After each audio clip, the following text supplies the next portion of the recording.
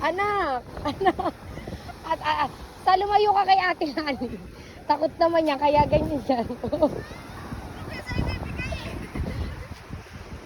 Chog-chog na sa nang iyo, patay na ha. What happened to yours? Wala na, ate. Patay na. Ayun. Kay Zoe yan, kay Zoe. Pinatay niya. Is gonna go... Hindi, siguro tinapakan niya, kakagatin siya. Tinapakan niya, siguro kinagat siya. Tingnan mo, tanong mo sa anak mo.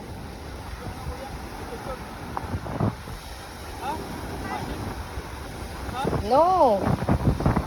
How is it? Maiksi kayo mo yan. Ilay, kaya sa na iyo.